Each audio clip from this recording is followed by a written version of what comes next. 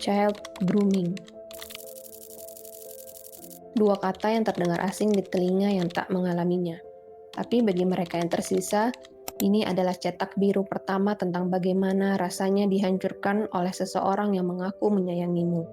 Selamat datang di Ruang Narasi, sebuah ruang untuk kita berhenti sejenak dari hiruk-pikuk dunia dan mencoba memahami diri kita sendiri dengan lebih jujur.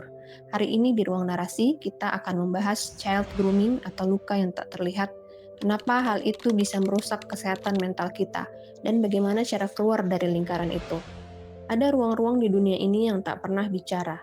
Dinding hanya jadi dinding, kasur hanya jadi kasur, layar ponsel hanya jadi kaca mati.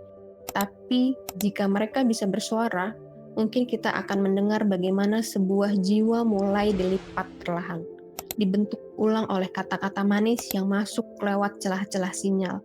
Ini bukan tentang siapa yang duduk di sana, bukan tentang nama, bukan tentang wajah. Ini tentang ruang itu sendiri. Ruang yang menjadi saksi proses menghilangnya masa kecil, child grooming. Ia tak butuh lorong gelap atau gedung terbengkalai. Ia hanya butuh satu ruang antara aku percaya padamu dan ini rahasia kita. Di ruang-ruang itu, waktu berjalan aneh. Ia cepat saat kata-kata manis mengalir. Ia lambat saat kenyataan mulai menekan. Dan di sana, di antara dua kecepatan waktu itu, seorang anak belajar berdamai dengan kebingungan. Ada ruang lain yang lebih dalam.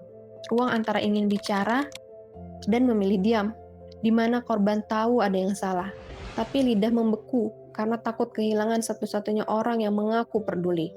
Ruang itu bernama isolasi, dan ia diciptakan bukan oleh tembok, melainkan oleh kalimat, orang lain tak akan paham hubungan kita. Child grooming bukan peristiwa, ia adalah proses perlahan di mana ruang-ruang dalam diri mulai dikunci satu persatu.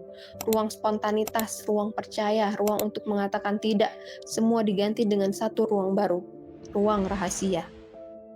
Tubuh tidak pernah lupa, ia menyimpan memori yang ingin kita hapus. Saat dewasa, kadang tanpa sebab badanmu tiba-tiba membeku. Mual saat mencium aroma parfum tertentu. Jantung berdebar saat mendengar nada bicara yang mirip. Itulah bahasa tubuh yang bicara, saat mulut kita terlalu takut untuk bersuara. Dan ruang terakhir yang diambil grooming adalah ruang pulang. Karena ketika rumah seharusnya jadi tempat berlindung, tapi perlindung pertama justru tak melihat apa yang terjadi di kamar sebelah. Kemana lagi anak itu bisa pulang? Maka ia membangun rumah di dalam kepalanya sendiri. Rumah yang sunyi, tapi setidaknya aman. Menyembuhkan luka grooming bukan tentang melupakan, itu tidak akan pernah bisa dilupakan. Penyembuhan adalah tentang menerima bahwa ada bagian dirimu yang rusak, lalu memilih untuk tetap merawatnya, bukan membuangnya. Dan disitulah kesadaran spiritual mulai berbicara, bahwa dirimu bukan hanya tentang apa yang terjadi padamu, tapi juga tentang apa yang kamu pilih menjadi setelahnya. Kesadaran spiritual mengajarkan bahwa luka bukanlah kutukan, melainkan ruang sunyi di dalam hatimu yang menunggu untuk diterangi. Bukan untuk diisi dengan amarah atau penyesalan, tetapi dengan kehadiran penuh bahwa kamu sekarang ada di sini, utuh dan bernafas. Di dalam keheningan, kamu belajar bahwa keselamatan sejati tidak datang dari dunia luar. Tidak dari validasi orang lain, tidak dari balas dendam, tidak dari pura-pura kuat.